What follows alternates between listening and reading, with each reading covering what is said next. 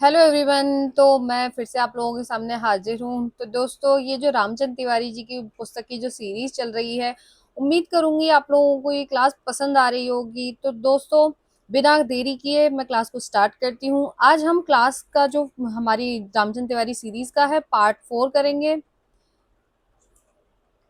ये हमारी जो पुस्तक है हिंदी का गद्य साहित्य डॉक्टर रामचंद्र तिवारी।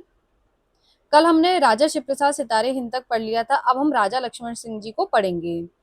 इनका जन्म वर्ष है 1826 और निधन का वर्ष है 1896। राजा लक्ष्मण सिंह का भाषा विषयक आदर्श राजा शिव प्रसाद से सर्वथा विपरीत था। क्यों विपरीत था?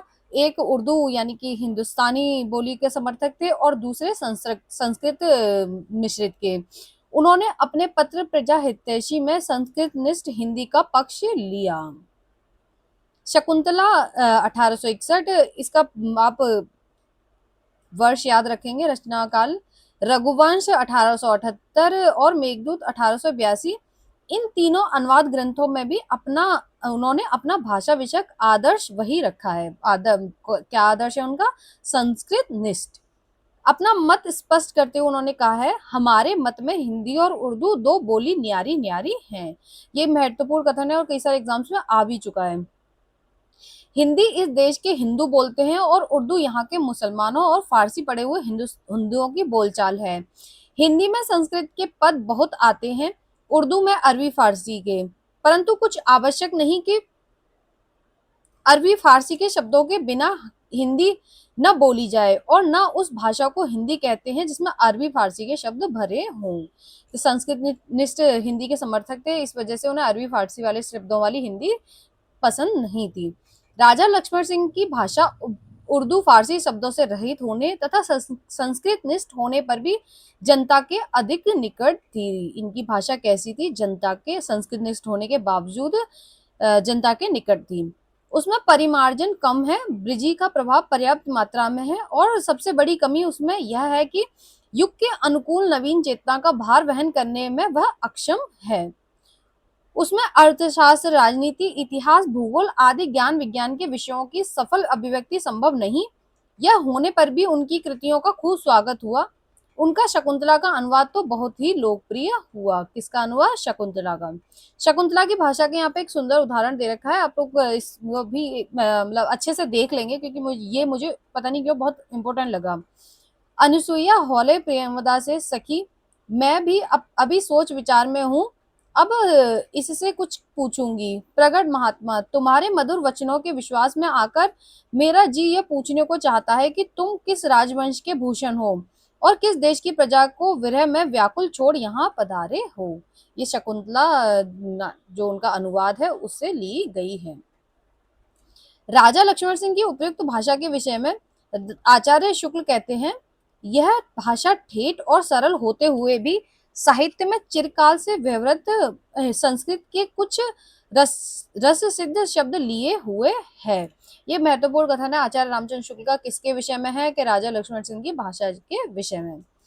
निश्चय ही राजा साहब ने परंपरागत हिंदी के विशुद्ध रूप की रक्षा का पूर्ण प्रयत्न किया, किंतु युगानुकूल नवचेतना के वाहक लोक प्रचलित विदेशी शब्दों को भी उन्होंने हिंदी से अलग रखा। जिन शब्दों के विषय में स्वयं राजा साहब को की धारणा थी कि वे जनता में अधिक प्रचलित हैं, केवल विदेशी होने के कारण उन्होंने उन्हें भी हिंदी के अंतर्गत स्वीकार करने में हिचक दिखाई। फलस्वरूप गवाह, अदालत, कलेक्टर जैसे शब्द भी उन्हें मान्य नहीं थे। ये भी महत्वपूर्ण है कि ऐसा नहीं है कि सिर्फ उर्दू या फारसी के ही खिलाफ थे, वे विदेशी शब्दों के भी खिलाफ थे। विकसित होती हुई भाषा के लिए यह दृष्टिकोण अधिक स्वस्थ नहीं माना जा सकता। राजा शिव प्रसाद और राजा लक्ष्मण सिंह को भाषा नीतियों का परिणाम यह हुआ कि हिंदी के स्वरूप को लेकर साहित्य क्षेत्र में दो विरोधी मत उठ खड़े हुए। एक उर्दू के समर्थक हुआ तो दूसरा हिंदी का पक्षपाती। कुछ लोगों ने मध्यम मार्ग अपनाया। उर्दू के पक्ष में प्रभावशाली मुसलमानों ने भरपूर प्रयत्न किया। कुछ अंग्रेज विद्वानों ने भी उर्दू का पक्ष लिया। उर्दू के समर्थकों में सबसे सबल व्यक्तित्व सर सैयद अहमद खां का था। तो ये आप उर्दू के समर्थक कौन थे? सर सैयद अहमद खां। उन्होंने अंग्रेजों को सुझाया कि हिंदी हिंदुओं की जबान है जो बुत परस्त है, और उर्दू मुसलमानों की, जिनके साथ अंग्रेजों की मजहबी रिश्ता है। दोनों सामी और पैगंबर मतों को मानने वाले हैं। ये कथन किसका है? सर सैयद अहमद खां। प्रसिद्ध फ्रांसीसी विद्वान गारसादा तासी ने उर्दू का खूब समर्थन किया। उर्दू के समर्थक कौन है? सर सैयद अहमद खां और गारसादा तासी। उन्होंने सर सैयद की हृदय से प्रशंसा की। हिंदी का जोरदार समर्थन आर्य समाजियों तथा ब्रह्म समाजियों ने किया। श्री नवीन चंद्र राय ने पंजाब में खूब हिंदी का प्रचार किया। तो पंजाब में हिंदी का प्रचार किसने किया? नवीन चंद्र राय जी ने। आप ब्रह्म समाज के सिद्धांतों के पोषक थे और हिंदी भाषा के कट्टर। तो नवीन चंद्र राय जी कैसे थे? हिंदी भाषा के कट्टर समर्थक थे। लगभग इसी समय में श्रद्धाराम फिलौरी ने भी घूम घूम कर पंजाब में हिंदी का प्रचार किया और वर्णाश्रम धर्म की शिक्षा भी दी। एक क्वेश्चन आता है कि पंजाब में किसने घूम घूम कर हिंदी का प्रचार किया? तो श्रद्धाराम फिलौरी। इस खींचतान में भी हिंदी अपना स्वाभाविक विकास करती रही। भारतेंदु हरिश्चंद्र ने संस्कृत निष्ठ एवं फारसी अरबी मिश्रित भाषा संबंधी इन दोनों अतिवादों को दूर रहकर जनता की वाणी को पहचाना और हिंदी के सच्चे स्वरूप की प्रतिष्ठा की। तो भारतेंदु हरिश्चंद्र जो मध्यम मार्गी हैं, उन्होंने संस्कृत निष्ठ और अरबी फारसी दोनों ही मिश्रित भाषा को अपनाया। तो उर्दू के समर्थक कौन है? सर सैयद अहमद खां और गारसादा तासी। हिंदी के समर्थक कौन है? नवीन चंद्र राय और श्रद्धाराम फिलौरी। और मध्यम मार्गी कौन है? भारतेंदु हरिश्चंद्र। भारतेंदु हरिश्चंद्र जन्म वर्ष 1850 और निधन का वर्ष 1885। भारतेंदु ने हिंदी गद्य के स्वरूप को स्पष्ट करने के लिए सन 1883 से 84 के लगभग हिंदी भाषा नामक एक छोटी सी पुस्तिका निकाली। 1883-84 के आसपास एक पुस्तिका निकाली हिंदी भाषा नाम से। इसमें शुद्ध हिंदी के रूप में उन्होंने निम्नलिखित उदाहरण प्रस्तुत किए हैं। पर मेरा प्रीतम अब तक घर न आए, क्या उस देश में बरसात नहीं होती, या किसी सौत के फंद में पड़ गए कि इधर की सुध ही भूल गए। ये आप देख रहे होंगे अभी की हिंदी जो हम अभी बोलते हैं खड़ी बोली, कुछ कुछ उसके निकट की जो भाषा का उदाहरण यहाँ पे दे रखा है। इतना महत्वपूर्ण नहीं है, हम आगे बढ़ते हैं। भारतेंदु ने अपने नाटकों में इसी प्रकार की भाषा का प्रयोग किया है। एक और तो इनमें तद्भव और देशी शब्दों के मुहावरों का प्राधान्य है, दूसरी ओर जनजीवन में घुले हुए विदेशी शब्दों को भी कोई खास परहेज नहीं किया है। आगे चलकर बांग्ला के अनुवादों तथा आर्य समाज की एकांत संस्कृत निष्ठा के कारण भाषा का यह रूप अधिक मान्य न हो सका। भाषा के आदर्श रूप की प्रतिष्ठा करने पर भी भारतेंदु उसका पूर्ण परिमार्जन न कर सके। तभी कहते हैं कि भारतेंदु युग में जो भाषा थी वो पूर्ण रूप से परिमार्जित नहीं थी। इसका परिमार्जन होता है द्विवेदी युग में जाके। ये जो कथन है यहाँ से वे भी से लेके ये यहाँ तक जो दूसरा कथन है, ये भारतेंदु युगीन निबंध शिवनाथ जी का है। तो आप लोग ये याद रखेंगे, ये कथन भी पूछ सकता है, एचपीएससी तो स्पेशली पूछ ही सकता है। वे भी पंडिताऊपन से पीछा ना छुड़ा सके, ब्रिजी का प्रभाव बना रहा, पूर्वी प्रयोग होते रहे, यहाँ तक कि शब्दों के अशुद्ध वर्ण विन्यासों व के स्थान पर ब, मध्य तथा अंत में ए के स्थान पर अ से भी मुक्ति न मिली। वाक्य विन्यासों एवं पद योजना में भी पूर्ण परिष्कार न हो सका। किसी पदार्थों में हर एक आनंदों के लिए सूचना किया जाता आदि प्रयोग भी चलते रहे। ये कथन किसका है? शिवनाथ जी का। कहाँ से? भारतेंदु युगीन निबंध से। यह परिमार्जन आगे चलकर आचार्य द्विवेदी जी के हाथों संपन्न हुआ। अभी ये मैंने आप ही को बताया था। यह सब होने पर भी हमें भारतेंदु के इस कथन को स्वीकार करना होगा कि हिंदी नई चाल में ढली। हरिश्चंद्र मैगजीन 1873। कई बार क्वेश्चन पूछा जाता है कि हिंदी नई चाल में ढली किस पत्रिका में प्रकाशित हुआ? तो हरिश्चंद्र मैगजीन में। किस वर्ष प्रकाशित हुआ? 1873 में। हिंदी की यह नई चाल उसे व्यवहारिक रूप देने में समर्थ हुई। हिंदी में अन्य भाषाओं से शब्द ग्रहण करने की अद्भुत क्षमता दृष्टिगत हुई। एक सजीव भाषा की भांति उसने अंग्रेजी और बांग्ला से अनेक शब्द ग्रहण किए। भारतेंदु के समय में ही हिंदी के अनेक शब्द अंग्रेजी के अनेक शब्द हिंदी में आ गए थे। उदाहरण के लिए शासन संबंधी शब्दों में municipality, high court, collector, police, जज, ये आप देख लेंगे, इतना महत्वपूर्ण नहीं है। बस ये तथ्य महत्वपूर्ण है कि उनकी भाषा, हिंदी भाषा जो उनकी थी, उसमें अंग्रेजी के शब्द भी आ गए थे। शब्द भंडार के साथ साथ हिंदी गद्य की अभिव्यंजना शक्ति भी बढ़ने लगी थी। उसमें नवीन विचारों की धारणा करने की शक्ति आ रही थी। अब डॉक्टर रामविलास शर्मा ने नागरी प्रचारणी सभा काशी के 13वें और 14वें त्रैवार्षिक खोज विवरणों का हवाला देकर स्पष्ट किया कि जिसे हरिश्चंद्र हिंदी कहा गया है, उससे मिलती जुलती हिंदी फतेहपुर आगरे के गोपालकृत भड़ई गोपाल जी की कृत है। भड़ई विलास आगरे के रंगीलाल की तोता मैना की कहानी, लखनऊ के मोतीलाल की कहानी संग्रह में विद्यमान है। तो हरिश्चंद्र हिंदी में कौन कौन सी रचनाएं हुई हैं? भड़ई विलास, तोता मैना की कहानी, कहानी संग्रह। किसकी रचना है? गोपाल जी की है भड़ई विलास, रंगीलाल जी की है तोता मैना की कहानी, मोतीलाल की है कहानी संग्रह। मोतीलाल की कहानियों के संग्रह में प्रयुक्त पद के लिए वे कहते हैं, वे यानी कि रामविलास शर्मा जी, इसकी भाषा को हरिश्चंद्र हिंदी बताने के लिए विशेष परिवर्तन आवश्यक न होगा। यह वह सरल हिंदी है जो भारतेंदु को प्रिय थी। तो किसका कथन है? ये रामविलास शर्मा।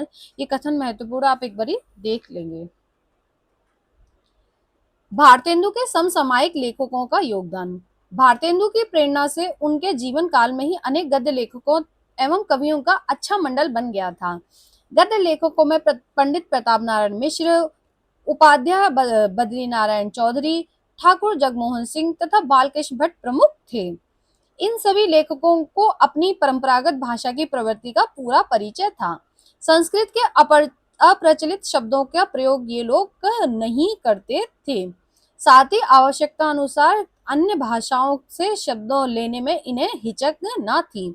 लोक जीवन में प्रचलित सुंदर अभिव्यंजनापूर्ण शब्दों को ग्रहण करने में भी ये लोग हिंदी का हित मानते थे। यह होने पर भी इनकी निजी विशेषताएं थी और इन विशेषताओं ने गद्य को तत्कालीन स्वरूप को बहुत दूर तक प्रभावित भी किया। तो हमारे जो पहले यहाँ पे कवि जो दे रखे हैं, कवि लेखक प्रताप नारायण मिश्र, इनका जन्म वर्ष 1856 और निधन वर्ष 1894। मिश्र जी का भाषा विषयक आधार लगभग वैसा ही था जैसा भारतेंदु का था। ऊपरी दृष्टि से तो दोनों में अधिक अंतर नहीं प्रतीत होता। तो कौन भारतेंदु जी के जैसे लिखता था? प्रताप नारायण मिश्र जी। किंतु मिश्र जी की भाषा अधिक चलती हुई है। इनके लेख प्राय आत्माभिव्यंजक हैं। ये एक महत्वपूर्ण तथ्य है, ये आप याद रखेंगे। प्रताप नारायण मिश्र जी के निबंध कैसे हैं? आत्माभिव्यंजक। फलतः उनमें मनोरंजन की प्रवृत्ति एवं स्वच्छंद दृष्टिकोण स्वाभाविक है। इसलिए उनकी भाषा में यथावसर अरबी, फारसी और अंग्रेजी के शब्दों का प्रयोग धड़ल्ले से हुआ है। मुहावरों और लोकोक्तियों का प्रयोग उन्होंने अपेक्षाकृत अधिक किया है। तो मुहावरे और लोकोक्तियों का प्रयोग अधिक किया है। बीच बीच में उदाहरण स्वरूप संस्कृत, अरबी और फारसी की उक्तियों के प्रयोग में भी आपने संकोच नहीं किया है। यहाँ इनकी भाषा का नमूना है।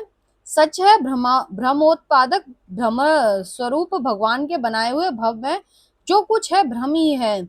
जहां भ्रम खुल गया वहीं लाख की भलमनसी खाक में मिल जाती है। तो ये महत्वपूर्ण कथन है, आप इसको याद रखेंगे। प्रताप नारायण मिश्र जी का है। जितना मुझे याद आ रहा है ये शायद उनके धोखा वाले निबंध से है, एक बार आप लोग देख लेंगे। संस्कृत के ऐसे शब्दों का प्रयोग भी जो हिंदी में अव्यय रूप से ग्रहण किए जाते हैं और प्राय बने बनाए रूप में रख दिए जाते हैं, आपने कम नहीं किया है। अंततोगा, प्रत्यक्षता, ये सारे शब्द उन्होंने हिंदी और इंग्लिश के और संस्कृत के जो अपनी भाषा में प्रयोग किए हैं। कहीं कहीं भाववाचक संज्ञा बनाते समय ये भी इतना महत्वपूर्ण नहीं है। ये कथन बहुत महत्वपूर्ण, बहुत बहुत बहुत। इसको तो आप मतलब मैं स्टार, मतलब आप 3-4 स्टार इस पे लगा के रखिए। ये किसी ना किसी एग्जाम में, या तो मतलब हरियाणा सिविल प्रोफेसर या नेट का किसी भी एग्जाम में पूछा जाएगा, जरूर पूछा जाएगा। डॉक्टर रामविलास शर्मा के शब्दों में, भारतेंदु युग के अन्य किसी लेखक ने अपनी लेखनी को जीप की तरह इतना नहीं चलाया। अन्य किसी लेखक ने पाठक से इतनी आत्मीयता से इतनी ज्यादा बातचीत नहीं की और कोई भी लेखक अपनी भाषा को इतनी सरपट नहीं दौड़ा सका जितना प्रताप नारायण मिश्र। तो मैंने तो इस ट्रिक से याद किया कि सबसे मतलब अपनी लेखनी को जीप की तरह किसने चलाया? प्रताप नारायण मिश्र ने। तो ये महत्वपूर्ण कथन है। सारांश यह है कि मिश्र जी के गद्य की भी पूर्ण परिमार्जित एवं परिष्कृत नहीं था, जैसे कि भारतेंदु के सभी लेखकों के साथ है। दूसरे हैं हमारे श्री बालकृष्ण भट्ट। जन्म वर्ष है 1844 और निधन वर्ष है 1914। भट्ट जी ने मिश्र जी की अपेक्षा अधिक शिष्ट भाषा लिखने की चेष्टा की है। विषय के अनुकूल उनकी भाषा का स्वरूप बदलता रहा है। भट्ट जी अपने समय के सर्वाधिक प्रगतिशील और यथार्थवादी लेखक हैं। ये प्रगतिशील और यथार्थवादी लेखक माने हैं रामचंद्र तिवारी जी ने। वैज्ञानिक प्रगति से पूरी तरह परिचित थे, इसलिए उन्होंने अनेक साहित्यिक एवं वैज्ञानिक विषयों का गंभीर विवेचन भी किया है। साहित्य को जन समूह का के हृदय का विकास मानने वाले, तो साहित्य को जन समूह के हृदय का विकास किसने माना है? बालकृष्ण भट्ट जी ने। इसी नाम से इनका निबंध भी है। मानने वाले भट्ट जी अपने समय की सीमा से बहुत आगे थे। गंभीर विषयों पर लिखते समय वे अत्यंत संयमित और सुविचारित गद्य लिखते थे, किंतु भाषा के संबंध में उनका दृष्टिकोण उदार है। अपना भाषा विषयक दृष्टिकोण प्रकट करते हुए उन्होंने कहा है, बहुत से लोगों का मत है कि हम लिखने पढ़ने की भाषा से यावनिक शब्दों को बीन बीन कर अलग करते रहें। कलकत्ता और मुंबई के कुछ पत्र ऐसा करने का भी यत्न भी कर रहे हैं, किंतु ऐसा करने से हमारी हिंदी बढ़ेगी नहीं, वरन दिन ब दिन संकुचित होती जाएगी। भाषा के विस्तार को सदा यह क्रम रहा है कि किसी भी देश के शब्दों को हम अपनी भाषा में मिलाते जाएं और उसे अपना करते जाएं। ये महत्वपूर्ण कथन है बालकृष्ण भट्ट जी का। इस कथन से एक बात क्लियर होती है कि भट्ट जी अपनी भाषा नीति के प्रति उदार हैं। वे दूसरी भाषाओं से शब्द ग्रहण को बुरा नहीं मानते। मुहावरों और लोकोक्तियों का अधिकाधिक प्रयोग इनकी भी प्रवृत्ति है, यानी कि प्रताप नारायण मिश्र और भट्ट जी दोनों ही मुहावरे और लोकोक्तियों का प्रयोग करते हैं। भट्ट जी की प्रारंभिक कृतियों में तुकदार वाक्यांशों की झलक भी मिलती है, किंतु भाषा की प्रौढ़ता के साथ साथ यह प्रवृत्ति समाप्त होती गई। ये सब कुछ इतना महत्वपूर्ण नहीं है। अगले लेखक है हमारे बद्री नारायण चौधरी प्रेमघन, जिनका जन्म वर्ष 1855 और निधन वर्ष 1923। चौधरी जी का भाषा विषयक आदर्श मिश्र और भट्ट जी से थोड़ा भिन्नता। अरबी, फारसी या अंग्रेजी शब्दों के प्रयोग के पक्ष में आप नहीं थे। ये महत्वपूर्ण तथ्य है कि प्रेमगंज जी अरबी, फारसी और अंग्रेजी शब्दों के प्रयोग के पक्ष में नहीं थे। आप केवल तत्सम एवं तद्भव शब्दों के प्रयोग में ही अपना भाषा सौंदर्य देखते थे। भाषा विषयक अपना यह दृष्टिकोण आपने स्पष्ट ही भी कर दिया। आप लिखते हैं कि अधिकांश हिंदी के उन सुलेखकों के लेखों में जो संस्कृत के भी पंडित हैं, अपनी सरस नागरी भाषा को विशुद्ध हिंदी के सरल और संस्कृत के मनोहर शब्दों से सुसज्जित करने के स्थान पर उर्दू अथवा फारसी, अरबी के कठिन, दुर्बोध और अशुद्ध, जो प्राय बेढंगे रीति पर आकर न केवल उस प्रबंध की शोभा का हास करते हैं, वरन उर्दू पठित पाठकों को रचयिता के अनुचित साहस पर उपहास का अवसर देते हैं, न उसकी अभिज्ञता प्रमाणित कर देते हैं अवश्य है। ये इतना महत्वपूर्ण नहीं है, बस ये तथ्य महत्वपूर्ण है कि अरबी, फारसी या अंग्रेजी के शब्दों के पक्ष में प्रेमगंज जी नहीं थे। भाषा का यह आदर्श आपने अपनी सारी कृतियों में निभाया। तुकदार वाक्य खंड रखे, मुहावरों का प्रयोग रखा। चौधरी जी के वाक्य प्राय बहुत बड़े बड़े होते थे, परंतु पूरा पढ़ जाने पर मंतव्य समझने में कठिनाई नहीं होती थी।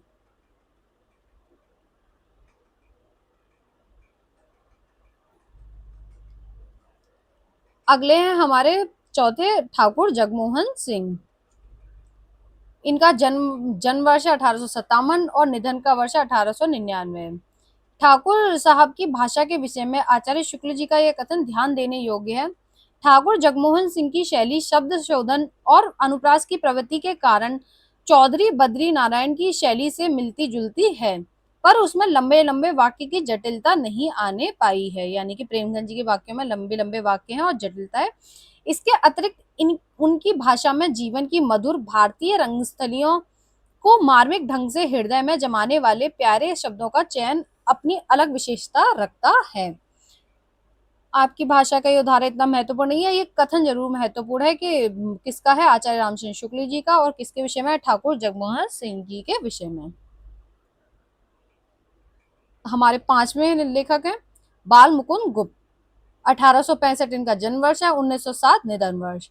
भारतेंदु की परंपरा को आगे बढ़ाने वाले गद्य लेखकों में बाबू श्याम सुंदर बाबू बाल मुकुंद गुप्त का स्थान विशिष्ट एवं महत्वपूर्ण है। गुप्त जी को भारतेंदु और द्विवेदी युग को जोड़ने वाली कड़ी के रूप में देखा जा सकता है। तो भारतेंदु और द्विवेदी युग के जोड़ने वाली कड़ी कौन है? बाल मुकुंद गुप्त जी।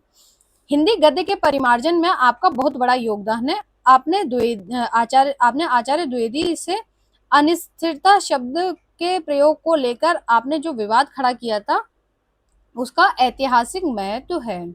तो किस शब्द को लेके, अनिश्चितता शब्द को लेके आचार्य महावीर प्रसाद द्विवेदी से इनका विवाद हुआ था। हिंदी गद्य शैली को व्यवहारिक, चुस्त, चुटीली, ओजस्वी, व्यंग्यपूर्ण तथा प्रवाहमयी बनाने में आपको सर्वाधिक सफलता प्राप्त हुई। आप हिंदी उर्दू से हिंदी में आए थे, यानी कि पहले किस में लिखते थे? उर्दू में। इसलिए उर्दू की बारीकियों का हिंदी में सहज प्रयोग आपके माध्यम से हुआ। आपके तर्कों से आचार्य द्विवेदी भी तिल मिला गए थे। आपके गद्य में ओजस्विता एवं प्रखरता है। ये चिट्ठे और खत, जो शिव शंभू के चिट्ठे है उससे ये पंक्तियां ली गई, ये महत्वपूर्ण है।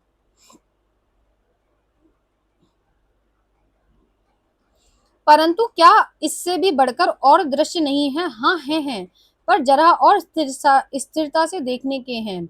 बालू में बिखरी हुई चीनी को हाथी अपनी सूंड से नहीं उठा सकता, उसके लिए चिमटी की जिवा दरकार है। ये महत्वपूर्ण है, अब याद रखेंगे। इसी कलकत्ते में, इसी इमारतों के नगर में, माइलॉर्ड की प्रजा में हजारों आदमी ऐसे हैं जिनको रहने को सड़ा झोपड़ा भी नहीं है। गलियों और सड़कों पर घूमते घूमते जहां जगह देखते हैं वहीं पड़े रहते हैं। पहरे वाला आकर डंडा लगाता है तो सरक कर दूसरी जगह जा पड़ते हैं। वो बीमार होते हैं तो सड़कों सड़कों ही पर पड़े पांव पीट कर मर जाते हैं। तो ये चिट्ठे और खत से, और ये महत्वपूर्ण है, इसको याद रखेंगे। वस्तुतः गुप्त जी ने हिंदी गद्य को अपनी अनन्य देशभक्ति एवं प्रखर राष्ट्रीय चेतना के आभास से दीप्त कर दिया। उनका गद्य भारतीय जनता के स्वाभिमान और तेज का मूर्त रूप है। अब हम यहाँ निष्कर्ष पढ़ रहे हैं। भारतेंदु युग के पूरे गद्य साहित्य के ध्यान में रखकर जो विचार ऊपर व्यक्त किए गए हैं, उसके आधार पर निम्नलिखित तथ्यों का उद्घाटन किया गया है। पहला है, भारतेंदु युग के सभी गद्य लेखक हिंदी की परंपरागत मूल प्रवृत्ति को पहचानते थे। यहाँ पे है और नहीं वाले क्वेश्चन बन सकते हैं। तो भारतेंदु युग के लेखक हिंदी की परंपरागत मूल प्रवृत्ति को पहचानते थे। हाँ, पहचानते थे, यस। भाषा का स्वरूप व्याकरण सम्मत होने लगा था, किंतु ब्रज भाषा और कहीं कहीं पूर्वी बोलियों का भी प्रभाव बना हुआ था। व्याकरण का मतलब भाषा का प्रयोग व्याकरण सम्मत हो रहा था, लेकिन पूर्ण रूप से परिष्कार नहीं हुआ था। दो एक को छोड़कर अधिकांश गद्य लेखक आवश्यकता अनुसार अरबी, फारसी तथा अंग्रेजी शब्द ग्रहण में संकोच नहीं करते थे। तो ये भी महत्वपूर्ण है। हिंदी गद्य में मुहावरों का प्रयोग खूब हो रहा था। अधिकांश लेखकों में तुकदार वाक्यांशों की योजना की प्रवृत्ति अब भी कार्य कर रही थी। भाववाचक संज्ञाओं का सरल रूप प्रस्तुत न करके अधिकांश लेखक उनके भारी भरकम रूप को व्यवस्थित उपस्थित करते थे। गद्य में काव्यतत्व की वृद्धि होने लगी थी। अन्य भाषाओं से शब्द ग्रहण तथा जीवन के बहुविध अनुभवों को व्यक्त करने के कारण अब हिंदी का स्वरूप बहुत कुछ व्यवहारिक होने लगा था। उसकी शक्ति बढ़ रही थी। पॉइंट नंबर 9 है, उर्दू वालों की ओर से हिंदी का विरोध अब भी चल रहा था। तो उर्दू वाले अब भी हिंदी का विरोध कर रहे थे। शैली की दृष्टि से हिंदी गद्य बहुत कुछ बोलचाल की शैली और भाषा शैली से अधिक प्रभावित हो रहा था। भारतेंदु को आदर्श मानने के बावजूद अभी भी हिंदी गद्य में एक रूपता का अभाव था और प्रत्येक लेखक अपनी इच्छा से परिचालित होकर लिखता था। अब हम द्विवेदी युग अगली क्लास में पढ़ेंगे।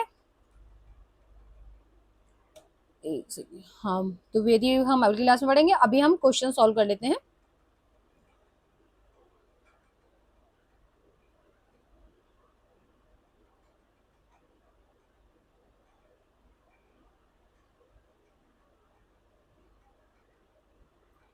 कल वाली क्लास में आप लोगों को क्वेश्चंस क्लियर नहीं थे, तो उसके लिए माफ़ी चाहूंगी।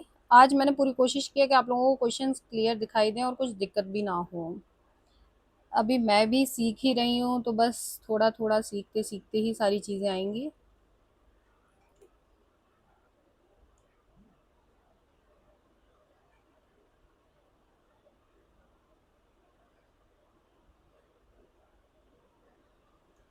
यह है रामचंद्र तिवारी की पुस्तक से, हमारा पार्ट 4 चल रहा है, इसके क्वेश्चन हम सॉल्व कर रहे थे। क्वेश्चन नंबर 1 है, राजा लक्ष्मण सिंह की भाषा के विषय में किस आलोचक ने कहा कि यह भाषा ठेठ और सरल होते हुए भी साहित्य में चिरकाल से विवृत संस्कृत के कुछ प्रसिद्ध शब्द लिए हुए हैं। ऑप्शन है A Ramchandra Tiwari, B Ramchandra Shukla, C Ramswaroop Chaturvedi, D Ramvilas Sharma. इस क्वेश्चन का करेक्ट आंसर है option B Ramchandra Shukla.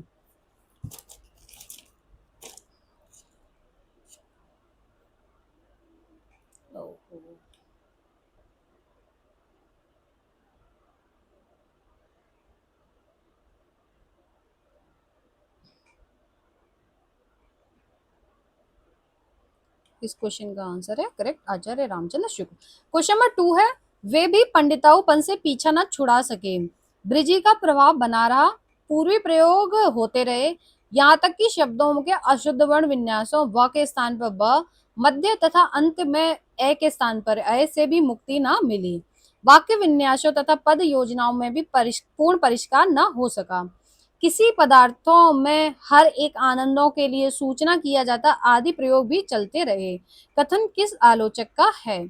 Option है A Ramchandra Tiwari, B Lakshmi Sagar Varshney, C Shivnath और डी रामविलास शर्मा। तो इस क्वेश्चन का करेक्ट आंसर है option C Shivnath. Question number 3 है, भारतेंद्र युग के अन्य किसी लेखक ने अपनी लेखनी को जीप की तरह इतना नहीं चलाया, अन्य किसी लेखक ने पाठक से इतनी आत्मीयता से और इतनी ज्यादा बातचीत नहीं की, और कोई भी लेखक अपनी भाषा को इतनी सरपट नहीं दौड़ा सका जितना प्रताप नारायण मिश्र। कथन किस आलोचक का है? हमारे ऑप्शन है A Ramchandra Shukla, B Shivnath, सी रामविलास शर्मा या डी रामचंद्र तिवारी। तो ये मैंने आपको बताया, ये बहुत ज्यादा महत्वपूर्ण है, आप लोग याद रखेंगे, मोस्ट इंपोर्टेंट इस कोटेशन को मान के चलेंगे। करेक्ट आंसर है रामविलास शर्मा। हमारा क्वेश्चन नंबर 4 है, बहुत से लोगों का मत है कि हम लिखने पढ़ने वालों की भाषा से यावनिक शब्दों को बीन बीन कर अलग करते रहें। कलकत्ता और बंबई के कुछ पत्र ऐसा काम करने का यत्न भी कर रहे हैं, किंतु ऐसा करने से हमारी हिंदी बढ़ेगी नहीं वरन दिन दिन संकुचित होती जाएगी। भाषा के विस्तार का सदा यह क्रम रहा है कि किसी भी देश के शब्दों को हम अपनी भाषा में मिलाते जाएं और उसे अपना करते जाएं। भाषा विषय का दृष्टिकोण या ये कथन किसका है? ऑप्शन है ए भारतेंदु, बी प्रताप नारायण मिश्र, सी बद्रीनारायण चौधरी प्रेमघन या डी बालकृष्ण भट्ट। तो इस क्वेश्चन का करेक्ट आंसर है option D Balkrishna Bhatt. Question number 5, Thakur Jagmohan Singh की शैली शब्द शोधन और अनुप्रास की प्रवृत्ति के कारण चौधरी बद्रीनारायण की शैली से मिलती जुलती है, पर उसमें लंबे लंबे वाक्यों की जटिलता नहीं पाई जाती। इसके अतिरिक्त उनकी भाषा में जीवन की मधुर भारतीय रंगस्थलियों को मार्मिक ढंग से हृदय में जमाने वाले प्यारे शब्दों का चयन अपनी अलग विशेषता रखता है। कथन किस आलोचक का है? Option A Ramchandra Shukla, option B Shivnath, option C Ramvilas Sharma या ऑप्शन डी रामचंद्र तिवारी। तो इस क्वेश्चन का करेक्ट आंसर है ऑप्शन ए रामविलास शर्मा। उम्मीद करूंगी क्लास आप लोगों को पसंद आई हो। ज्यादा से ज्यादा क्लास को लाइक कीजिएगा, शेयर कीजिएगा। Thank you.